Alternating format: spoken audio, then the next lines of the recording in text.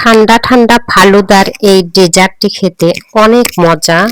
আজকে আমি এই ফালুদা বানিয়ে দেখাবো।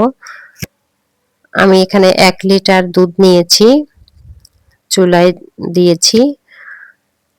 তো আমি এখানে 1 প্যাকেট ফালুদা মিক্সডের জন্য 1 লিটার দুধ নিয়েছি। ফালুদা মিক্সটি আমি ধীরে ধীরে ঢেলে দিচ্ছি। 1 প্যাকেট পুরোটাই একবারেই না দিয়ে আমি একটু আস্তে আস্তে দিয়ে দিচ্ছি যাতে দুধটা ফেটে না যায়। দুধটা বলক এসেছে, এই পর্যায়ে আমি একটু তাপটা কমিয়ে দিয়ে ঢাকনা দিয়ে অর্ধেক ঢেকে দেব যাতে দুধটা উতলে পড়ে না যায়। এখন আমি এই ফালুদা মিক্সডের ভিতরেই রেডিমেড জেলির প্যাকেট 2টি থাকে, একটি সবুজ কালার এবং একটি লাল কালার। তো আমি এখানে প্রথমে সবুজ কালারটি তৈরি করে নিচ্ছি জেলি। 1/2 কাপ পানিতে 1 প্যাকেট জেলি ঢেলে দিয়ে এখানে 5 থেকে 6 মিনিট মাঝারি তাপে জাল দিয়ে নিয়ে আমি একটা স্টিলের বাটিতে এটি ঢেলে নিচ্ছি এবং এটি ঠান্ডা করার জন্য আমি রেখে দেব এবং ঠান্ডা হয়ে গেলে আমি ফ্রিজে রেখে দেব। ফ্রিজে রাখার পর এটি আবার শক্ত হয়ে আসবে, এটা সফট নরম হবে আর কি। তখন আমি এটা ছুরির সাহায্যে কেটে নেব।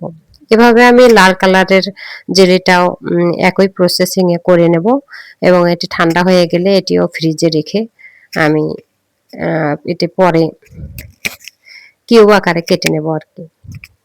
তো এখন আমি আবার ফালুদাটি দেখতে আসলাম যে এটির কি অবস্থা। এটি আমাদের হয়ে গেছে এবং এটিও আমি নামিয়ে নিয়ে ঠান্ডা করে ফ্রিজে রেখে দেব এবং কয়েক ঘন্টা পর আমরা এখানে প্রসেসিং আবার শুরু করে দিয়েছি। এবার আমি পরিবেশন করব। এখন জেলিগুলো এই যে এইভাবে আমি কেটে নিয়েছি, এগুলো কিন্তু অনেক ঠান্ডা ফ্রিজের। তো আমি এখানে পরিবেশনের জন্য আপেল কেটে নিয়েছি ছোট করে এবং পাকা কলা কেটে নিয়েছি ছোট করে।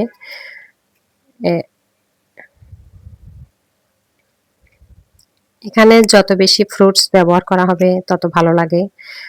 এখানে আমি পাকা কলা কুচি, আপেল কুচি এবং আনার দানা এবং জেলি এই কয়টি দিয়ে এখন আমি পরিবেশন করব।